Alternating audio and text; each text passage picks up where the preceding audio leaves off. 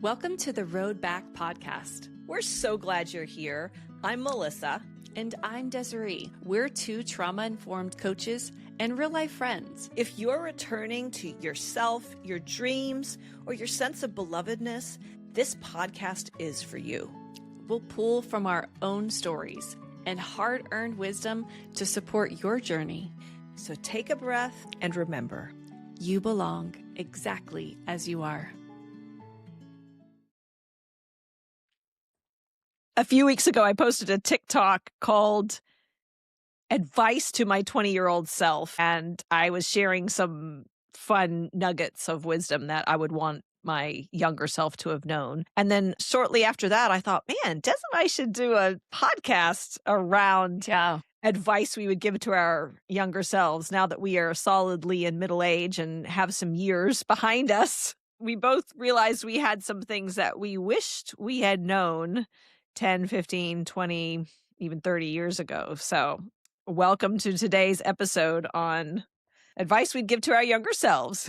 I love it because I have a 20-year-old son. So when you talk about like advice I'd give my 20-year-old self, sometimes I'll see my kids in stages and phases of their life. And I'm like, whoa, I was like this. Like, what is it like for me to remember that age of myself as I'm seeing my kids grow and mature and make choices for their life? I think this is like such a fun episode, and it's probably pretty tender and pretty personal in a lot of ways, but I think it can be very relatable.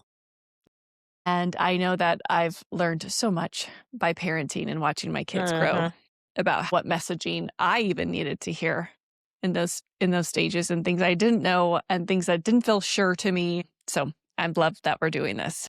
Yeah, I think it's going to be fun. And you were talking about your kids being, your son being 20. I remember even when my kids have turned, I have a 17 and an 18-year-old, and then I have an 11-year-old, them hitting certain milestones that to me in my brain when I was their age, I felt so grown up. But looking at them from the outside in, I realize how much development they still have to go. That's been wild. And I remember when my oldest son hit the age that I did when my mom died, like you were talking about tenderness, I was like, oh, wow, perspective. Looking at some of those things of how I felt so forced to grow up so quickly in a situation like that. But then it was actually a fresh kind of processing of the grief of it all when he hit the age I was, because I had just turned 13. And so it was just very interesting to look back and see how much of a little kid I actually still was, even though I felt like I'd had to grow up so much during that season. Parenting is incredibly enlightening, especially when you're looking through the lens of personal growth and reparenting our younger selves and stuff like that. I love that you named it that way, because I do feel like parenthood is the school of my life, to learn more about myself, and to it really invites me into deeper self-reflection. And while I'm parenting them, I'm also reparenting myself. So what we're going to do today is we're going to split our conversation into about 4 parts. We're going to talk about advice we would have given to our younger selves around relationships, things we would have said to our younger selves around money, our identity, our femininity, and even our parenting. And then who knows, we might throw some extra nuggets in there just for free. Just who knows? We might just start throwing things at you guys. Once we get on a roll, you never know what's going to come out of our mouths. It's so real. Okay, so let's start with relationships. Mel, what is something that your younger self, and maybe you could even find the age of yourself, what do you think she needed to hear about relationships that she didn't know?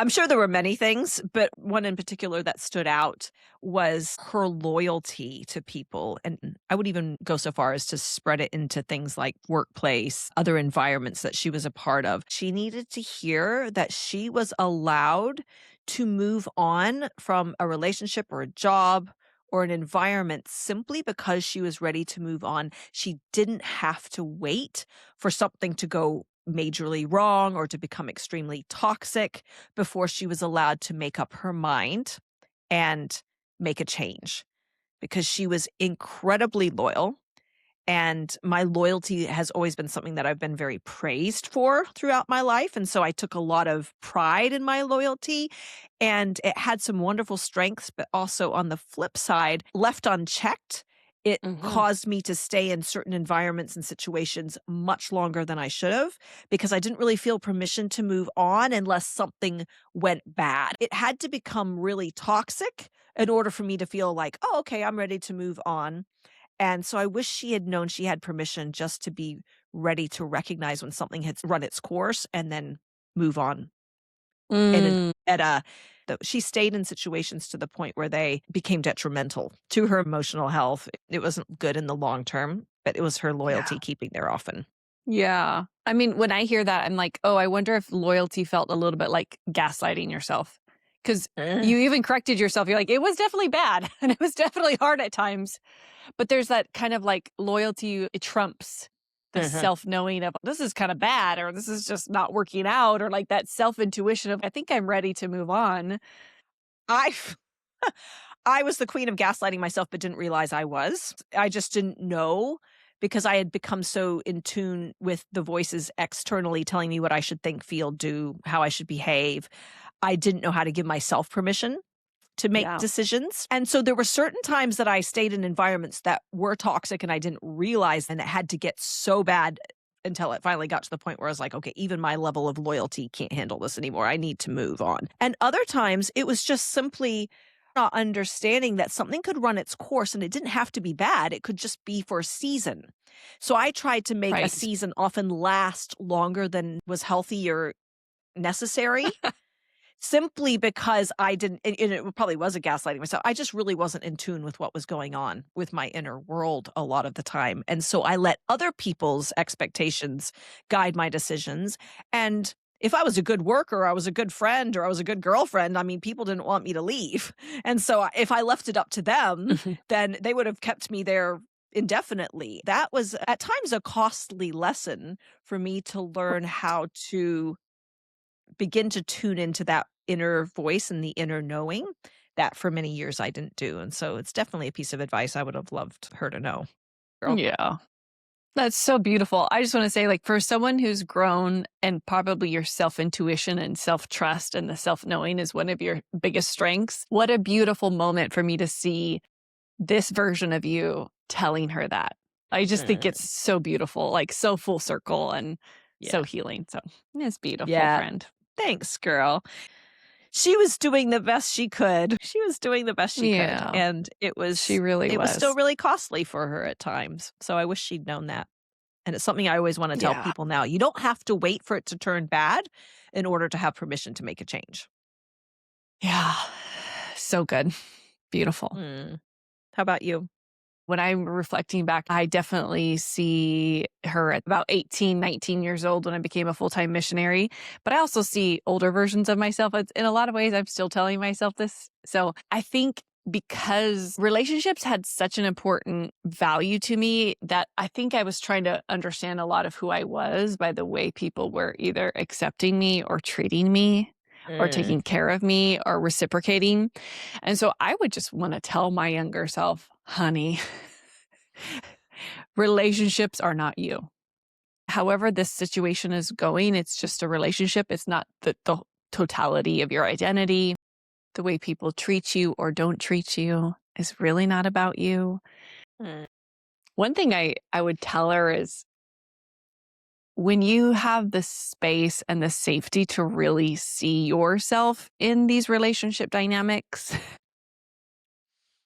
I just would want to tell her, like, you're still lovable. When you see all Mm. the ways that you played into certain things and you're like, oh my goodness, because I've been there, like, oh my God, what did I do? That's still really lovable. I would want to tell her, like, I'm grateful for all the decisions you made when you thought you were doing the best you knew how to do. And so Mhm. you're allowed to embrace the reality of who you are, look at yourself honestly, and love her unconditionally Yeah. and move forward. Yeah, this is ministry relationships, this is personal relationships, this is friendships, this is so many parts of this is wrapped up in this, but yeah, I think that's what I would tell her. Yeah. Wow.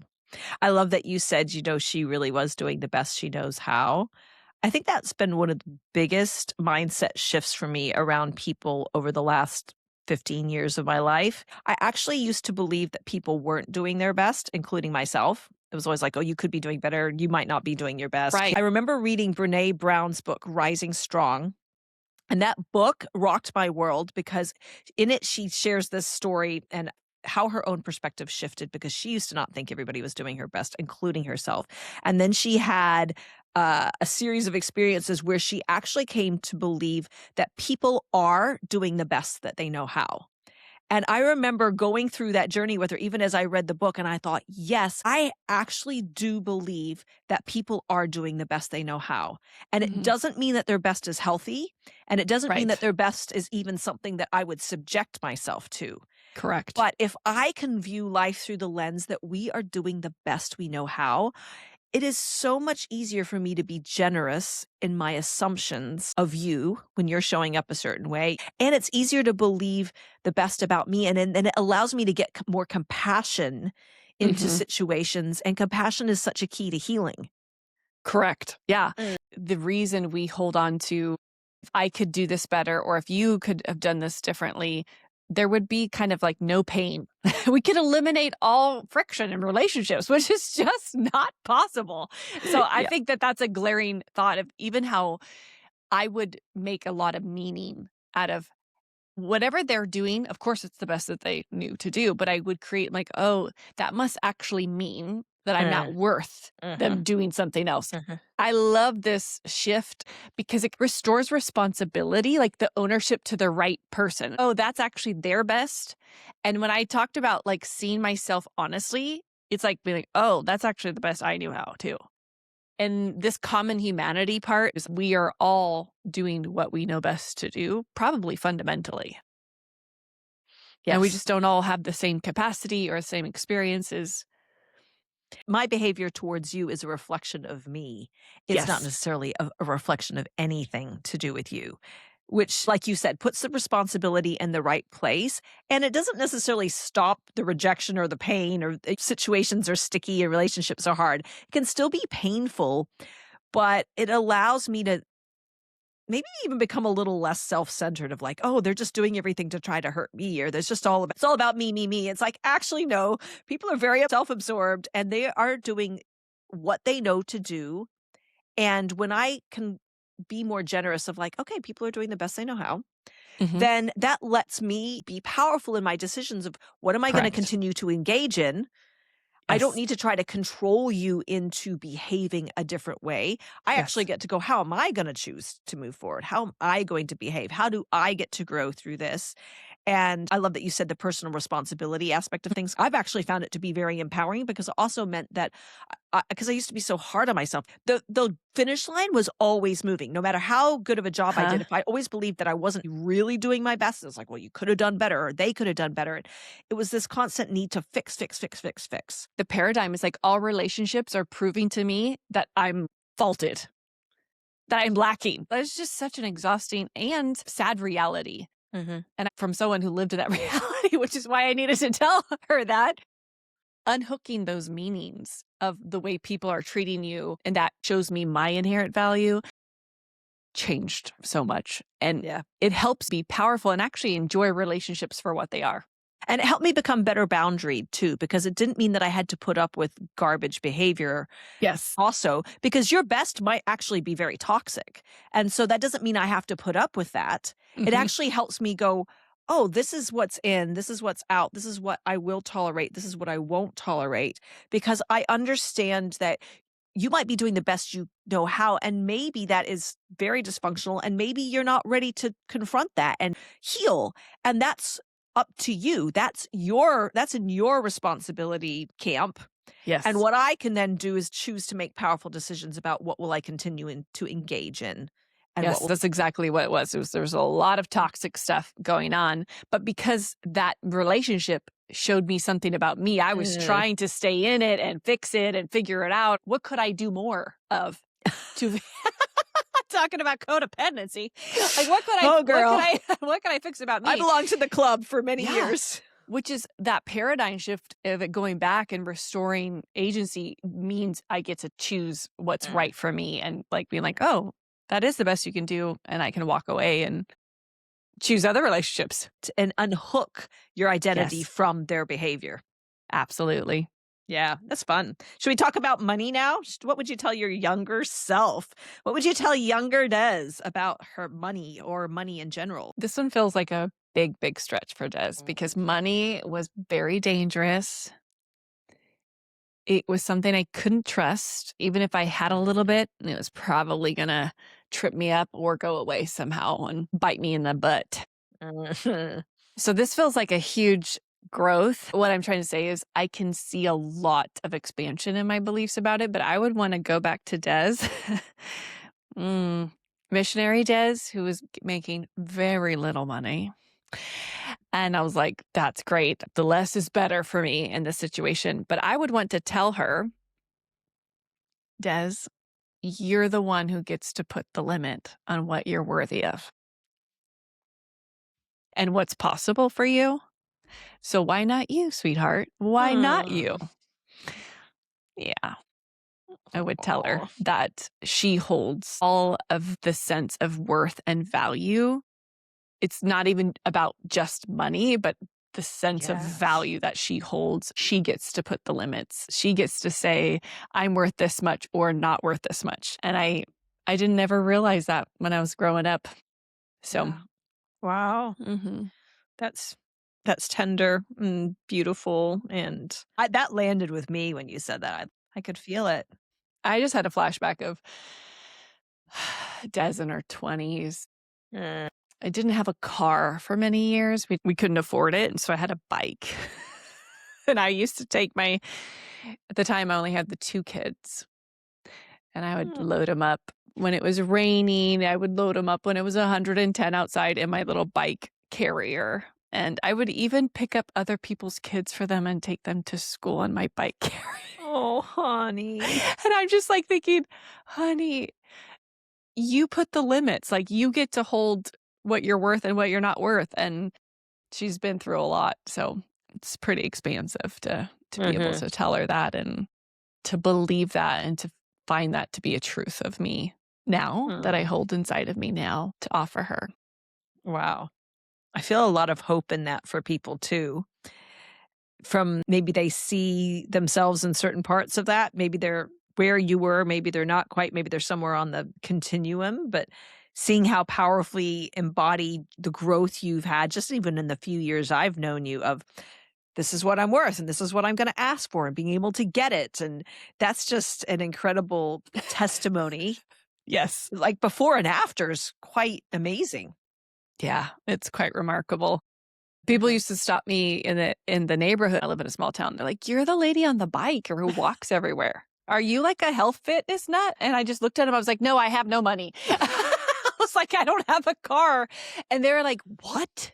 You don't have a car?" And I was like, "No, there's no car. So you see me walking and you see me riding because I don't have the money for a car." And people were like, "Whoa." And now So you drive your dream car. now I'm just showing up like a queen. You are.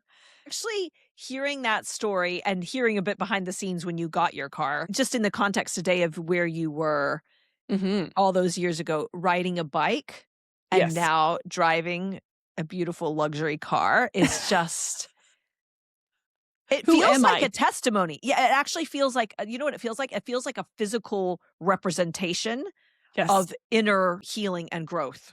Oh, I'm so glad you said that. What I would speak to my younger self is that you get to decide if you're worth it. You get to set that level. And when my husband bought me this car, Can we tell the story? Can we tell a little bit of the story? sure. Okay, tell them all about it. It was time to buy another car because my second daughter was going to start driving. Mhm. And I had been driving cars either that were given to me, which is a beautiful gift, or we bought one minivan for ourselves at one point after the no car season when the third kid was coming. And so as we were deciding what to get, my husband's really great at research. He was doing all the behind the scenes. I was really at that point detached from any sense of longing or Mhm. desiring a car because I had been I feel emotional. Mm. It felt really vulnerable to want something Yeah. and to not know if I was gonna be able to get it. Yeah. I had shut down a lot of any sense of I used to think I didn't even need a car. Mhm. I try to really downplay that, like, it wasn't Yeah. important. And in Mm. the whole scope of life, it is just a car. Like, I Mhm. totally still hold that. But when it came to buy this, it was such a fun car, and we were so jazzed, like, Tell us about it. Tell us about it. Can we tell him what you're driving? Do you mind telling him? I'm driving a BMW X5. It's a plug-in hybrid. It's very pretty. Well, the thing that makes her so pretty, let me tell you about her. Someone custom ordered this car. They got the extras fancy seats, the most gorgeous cognac leather, the M series brakes, all these fancy fun stuff, and they put their money down, but then they decided to not buy it. So it was just on accident that it was in the lot. On accident, our breath was taken away, and we're really practical people. And was it on the list? Like, was BMW on the list of, like, maybe we'll do it? Or did you kinda just go for fun? Or leave you had actually done the research and said, Yeah, it was okay. on the list, but I was like, never would I. Like, that's crazy. Like, why would we pay that much money for a car? So when he's like, do you have a car? I'm like, sorry, we don't have one. But then he went to go get the keys to drive something else. And he's like, oh my God, this person didn't pick up this car. And it was this custom ordered car. Would you want to drive this car? And we're like, yes, we do. So we walked out. We were like, oh, it was so pretty. So we get in this car and it is so powerful. Like, I was like, what in the world? From my bike to that, I was like, who am I? So Levy was so happy. And we decided to buy the car on the spot. And when we were buying this car, I could tell in that moment, I was like, I can't take this car. Like, this car is too good for me. I literally was having a crisis. And I was like, you can take this car. And he's like, what are you talking about? And I'm like, no, this will be your car. I'll drive the car that you're driving now, and you can take the BMW. And at that time, I wasn't making enough money to pay for the BMW payments. And he's like, what are you talking about? In his mind, it was so clear this was my car, but I couldn't accept it. I was saying what I was worth. I was saying, Mhm. I'm not worth this car. Like, I don't deserve the car. I don't make enough money for this car. This is too valuable for me. This is too special, too much. I was having the deepest crisis. I'm in there and I'm like, I'm not driving this car home. That's what I told my husband. He's like, of course you're going to drive this car home. I said, I cannot drive this home. He just like held my face and he said, this is your car. You deserve this. This is for you. It's always been for you. It's never been a question in my mind. And I mean, I tried to give that man that car 7 to 8 times. Like, I was like, you take it, you take it. And I'll tell you something. When I drove that car home, I was like, oh, she's mine. I'm never going to give her back. I'll see if I let my husband borrow it sometimes. And I do. I'm a nice person. But in that drive home, I accepted it. Yeah. I said, I'm allowed to accept this gift. Mm. And it healed me. For Mm. me to say, okay, Des, you can receive this. You can actually let this in as a gift and receive it. And I think that's why when we talked about in former episodes about part of the vulnerability is receiving, I'm so honest. This was just 2 years ago. And Yeah. it's leveled up. It's leveled Yeah. my ability to Mhm. believe in my own worth and value, and that to really understand that I'm setting the ceiling of how much is too much for me. Mhm.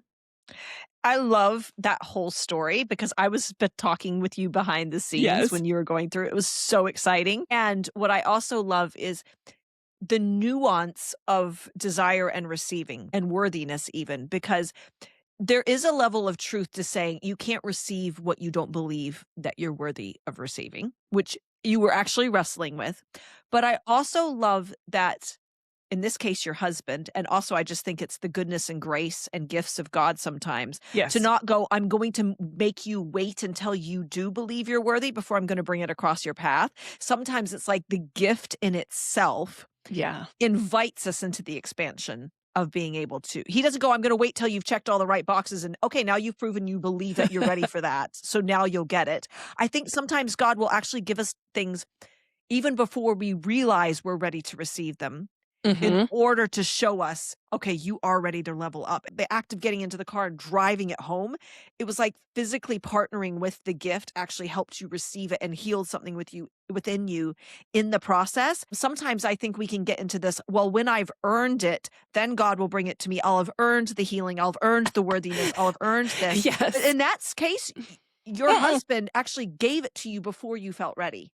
It's true. And that in itself helped your heart expand and brought the healing to you. So I love that there's the nuance of sometimes I think it is we walk through the process and we're ready and then it shows up. And other times it's like, surprise, you don't think you're ready yet, but I'm going to accelerate the process a little bit here by helping you step into something before you think you're ready for it. I'm so glad you said that because I've even sat with clients as we're doing some of this, expanding beliefs work. Mm, And I feel like in this instance, I gave God an inch, like he gave me the mile in return, yeah. which I was open to looking at cars. I was like, Mm, okay, I might get a new car in the next 6 months. But with clients, we notice this like, oh, they just opened up in their heart a little bit more to getting more clients. And all of a sudden, two people reached out and they're like, I just barely kind of opened myself up. I'm like, that's all. That's what I'm hearing you say. Like yeah. sometimes you're just partnering a little bit in the goodness of God and the Mhm, graciousness and just the universe of the law of like, if you are open, it will find you. mhm, If I believe a little bit of my worth, sometimes you're going to open up to the experience and the invitation of that much worth. I was invited into accepting more than I'd ever mhm, thought or imagined. mhm. We tend to underestimate what we're ready for and what we're worthy of, I think. I'm so glad you said that. And Yes, I sometimes I agree. think we just need God to hold up the mirror, or in this case, your husband to hold up the mirror and go, honey, you're ready for the beamer, babe. Yeah. You're ready for the beamer. Here's the keys. Don't argue with me. Be a good wife. Do what you're told. He's like, "You're driving that car home." And I was Yes. like, "Oh, I And it's, can't." but then by the time you got home, like you said, you're like, oh, this baby's mine. Like, He was like, "Whoa, good what luck. happened? Good luck getting a chance to drive it now. What just happened on that 25-minute drive home?" There's a lot of what you said that I would have told myself too around her worthiness and being willing to ask for what she was worth. But I think what you said, especially just now, has sparked something else that I would want to tell her, which is the environments you put yourself in are going to affect you. The people that you surround yourself with are going to affect Yes. you. So if you want to grow, we're talking about money, but you could fill in the blank with any other thing that you're wanting to grow in. If you're wanting to grow in your capacity for wealth or worthiness, put yourself in environments where people feel they are worthy, or put yourself into wealthy environments. So we have a Four Seasons in downtown. And sometimes my husband and I will sometimes go there, like, let's go there for date night. Let's go for, I don't know, dessert or something like that. We just go and sit there because wealthy environments feel like something. Yeah. It has a feel to it. A five-star restaurant has a feel. Now, I'm not making a judgment call on whether it's good or bad. I'm not making a distinction between like, okay, well, if it's wealthy, it's great. And if it's not wealthy, it's not Right. great. But I'm saying if you're wanting to develop your capacity for wealth and your capacity for money, get around people for whom generosity is natural.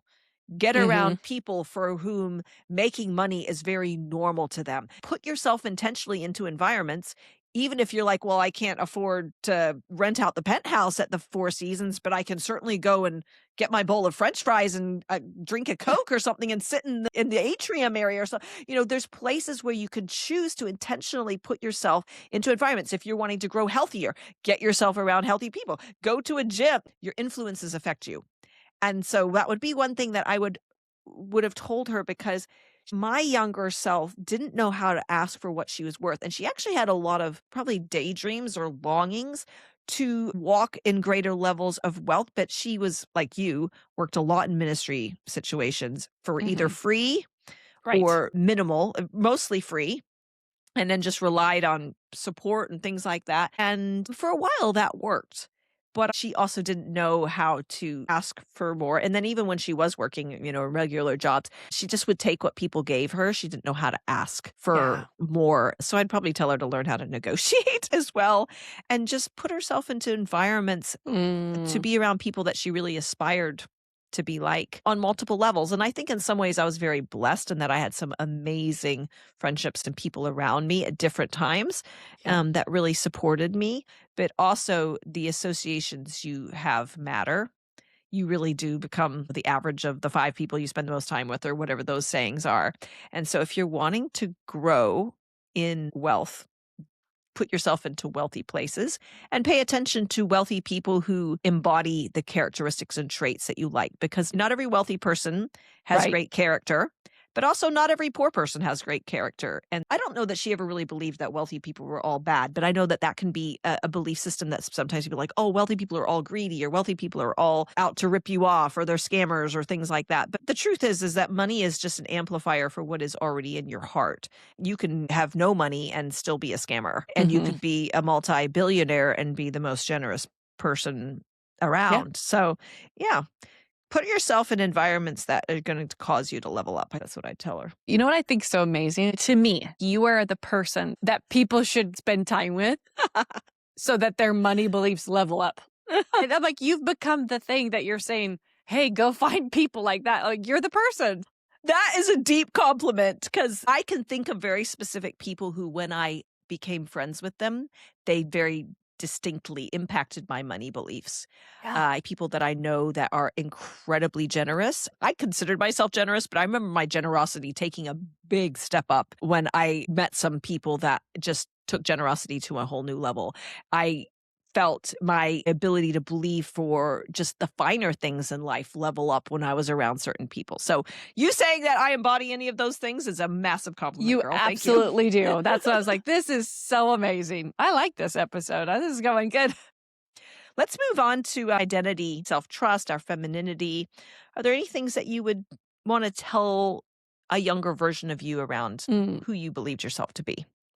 I would want to tell her that she will become many different versions of herself, that who she is naturally going to keep changing and evolving and developing. And what she does and what she's choosing to do and how she's choosing to spend her time is not who she is. They're just things that she's doing. The sense of Mm, her will keep growing, but then she's not what she's doing, to yeah. really help her separate that, because she stayed in places because that was who she was, not what she was doing. So she entangled role and identity. Girl, did she? Did she? Yes, she did. Yes, we did. She may not even understand the course of her life, the whole journey, say, at certain times, but I want her to know to not give up, Mm.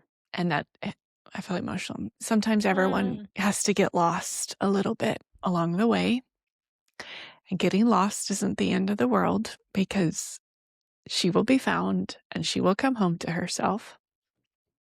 I've been sitting with this sense of like 20-year-old Dez and 30-year-old Dez and 40-year-old Dez. And I'm like, at some point, I can just make space and let them all have the dignity and the growth and the Mm. choices that they've made, the pain we've felt, the bad decisions we've made, like just like all of it. All of it gets to belong.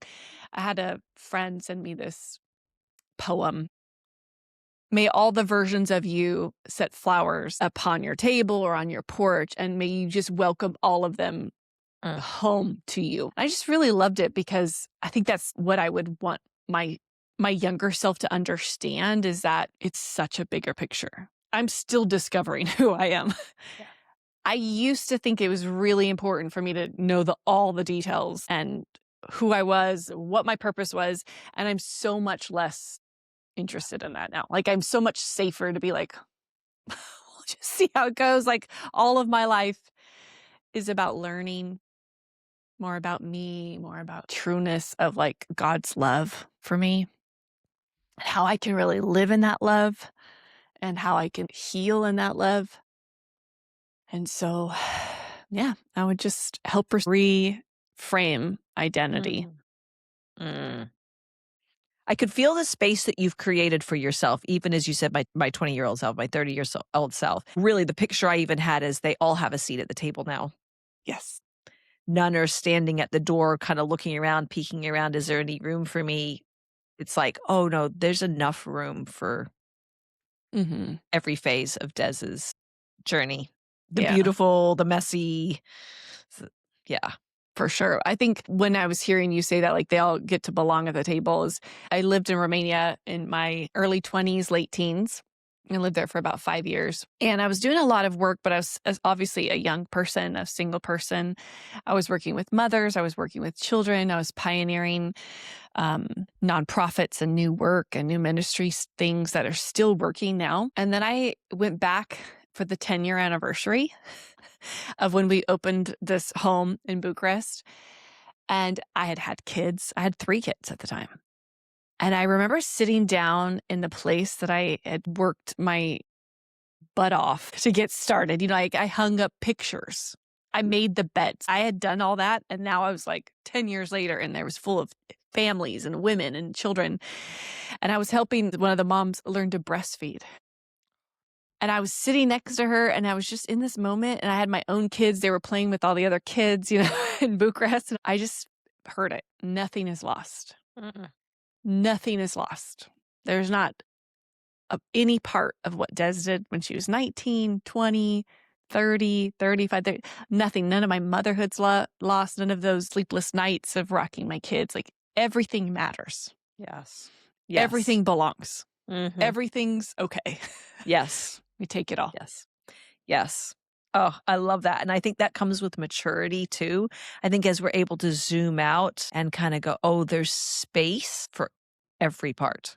Space for every moment." Like you said, nothing's lost. I don't think God wastes anything from our lives. There's Nope. nothing wasted. Even the detours or the, Yeah. "Oops, Even I our got I got lost. What we think is lost, he's like, "I'm using this Yeah. too." Yeah, I feel like it invites us into a more of an eternal perspective. Yeah. Because we can get so hung up on the Mm. minutia of just the day to day sometimes, and it's important too, but it's also in context. That's what I really heard a lot of what you're saying too. Is you had some context 10 years out. Oh, there's a different perspective. There's some maturity. There's growth. You're seeing things from a broader perspective. And sometimes that's what we need to just be able Mm. to have that little bit of a zoom. And I do think it comes with maturity. I think that's part of the reason it's so valuable to say to our younger selves, because it can feel so huge at the time when you're young and you Right? don't have the benefit of hindsight yet. You don't have the benefit of some years of wisdom, some lessons that you only learn by walking the path. Yeah. So true. Thanks for sharing that. That's Of very, course. very beautiful.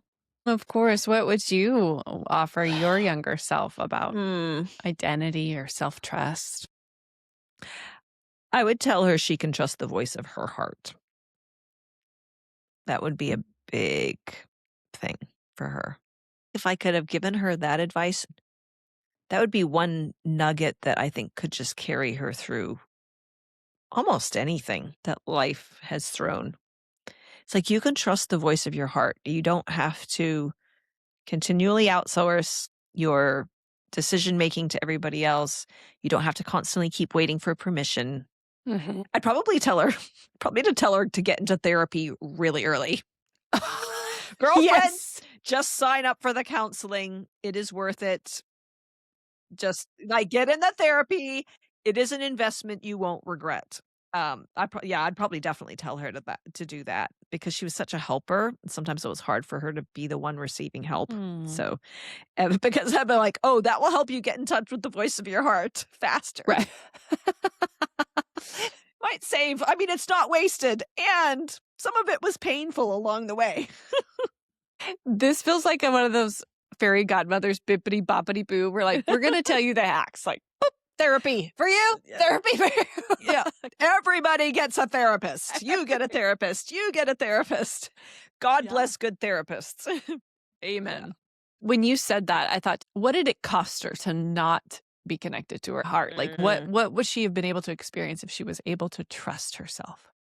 To the very beginning thing that I said about my loyalty, I think that being able to trust my heart, I would have made some very significantly different decisions at different times because I was, again, outsourcing the, like, what would the people want me to do? What will not rock the boat? What will please the most people? What will let me feel like I'm being a good girl because I'm not upsetting anyone? What will make me low maintenance?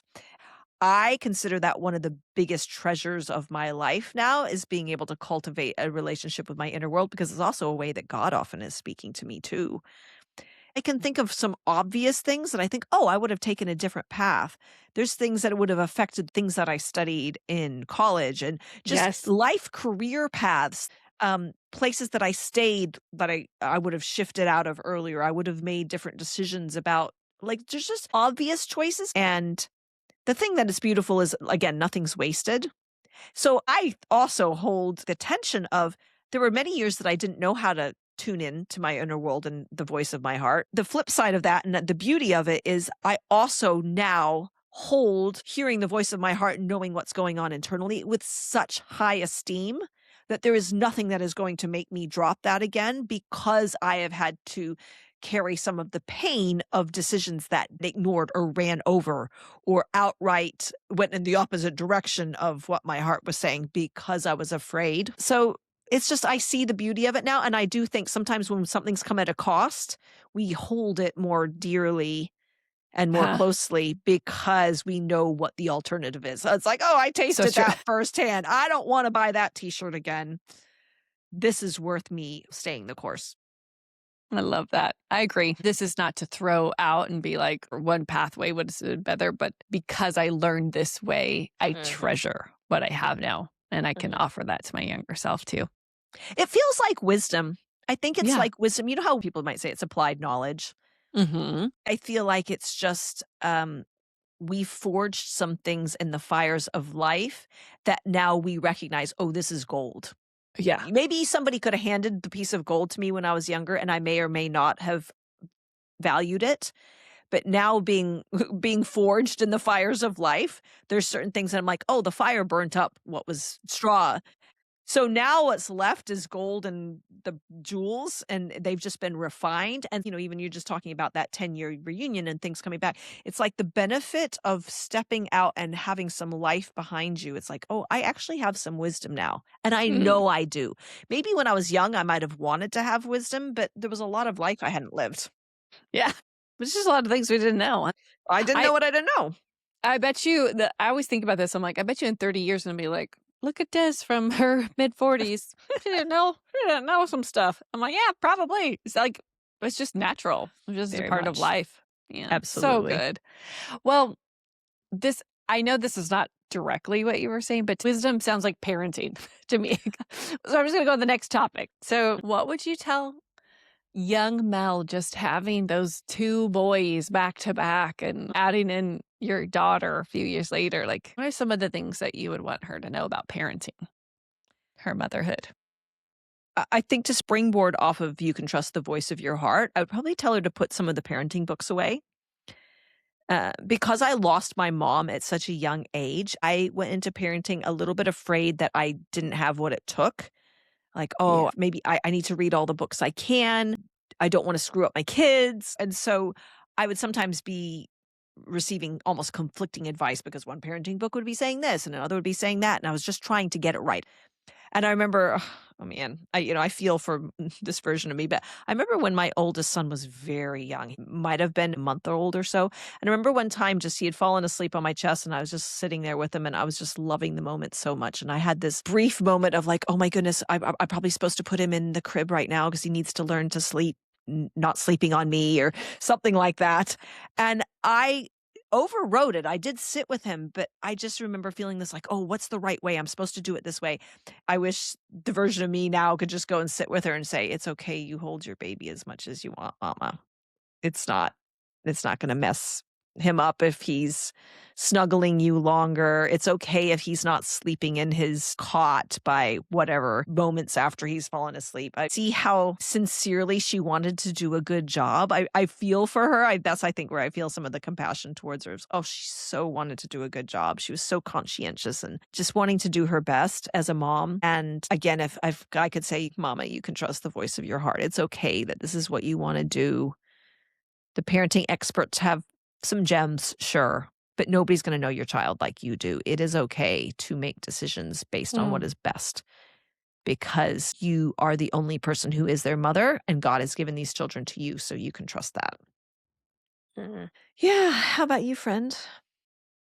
I would tell younger Des, young mom Des, that parenting is less about getting it right and then somehow reaping some benefit of getting it right. And it's more about my children are a gift to me in many different ways. And one of the aspects of that is that they will naturally invite me into places that I need to heal. They will show me what's inside of me that's full of shame Mm, or mhm, afraid or burdened. I think understanding that a lot younger would have really helped me just allow for a little less enmeshment and a little less codependency and mm, letting them be themselves because I mm. wouldn't have been making so much meaning. Oh my God, this is happening. That must mean something about me. So I'm Yeah. going to go ahead and change, change everything and try to fix them or control this or Mm, shut it down. And I think it would have allowed for a lot of more autonomy for my kids a lot sooner.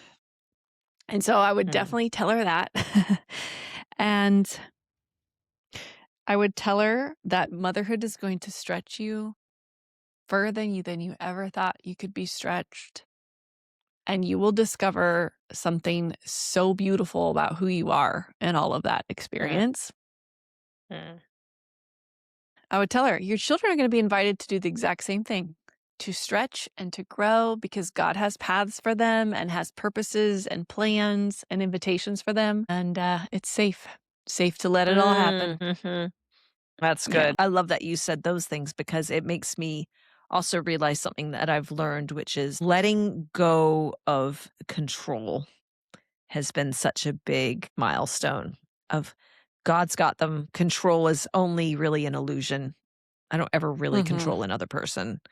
When we try to control, it's really coming from a place of fear, our own fears. I mean, it's so cliche, but like the let go and let God. But there really are some things that I've just, when I've let go and surrendered, it's been amazing the growth and development that my relationship with my children has gone to in another level. And Yep. simply because I was like, "Oh, I'm not gonna partner with control anymore. I'm not gonna partner with fear." I don't do it perfectly, but learning my own agency and recognizing that they have that as well, I want to demonstrate an atmosphere of freedom for them to grow in.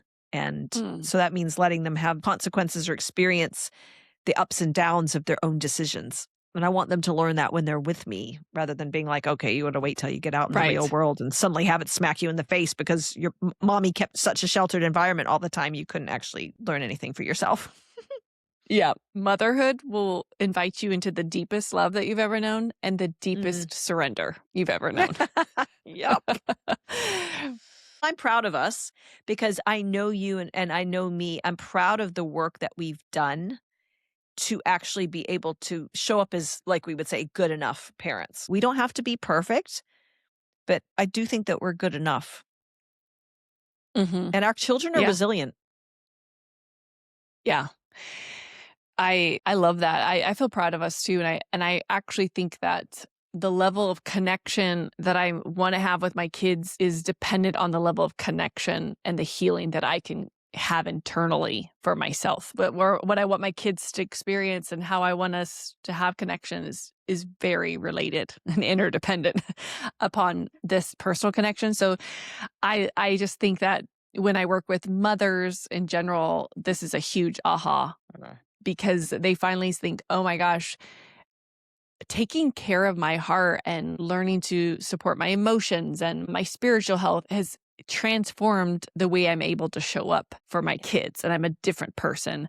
So I just would encourage, like we said, a good therapist for you, some support, some mentorship, Mhm. communities where you get care is so, so needed. So, so needed for that Yep. deep surrender journey we're all on called motherhood. 100%. So there you have it, folks. Some words of wisdom to our younger selves. And I just encourage you, feel free to take any nuggets add it to your little toolbox of things that you want to incorporate into your life, and even ask yourself, what are some of the things that you would tell your younger self, whether it be yourself from 5 years ago, 10 years ago, 20 years ago? There is always value, I think, in pausing along the path to consider where I've come from and to consider the lessons that I've learned. I do think that there is value in that. And sometimes in our world and the breakneck speed with which we're living our lives, pausing and reflecting can feel like a luxury that we can't afford. But I would highly recommend just taking some time, grab a journal, grab a notebook, sit with a friend over a cup of coffee or your favorite glass of wine, and consider where you've come from and what are some of those valuable life lessons that you've learned along the journey. Thank you for being with us on this episode. And we wish you all the best on your journey, on your road back home. Love you guys. We'll see you next week. Love you. See you soon. Bye.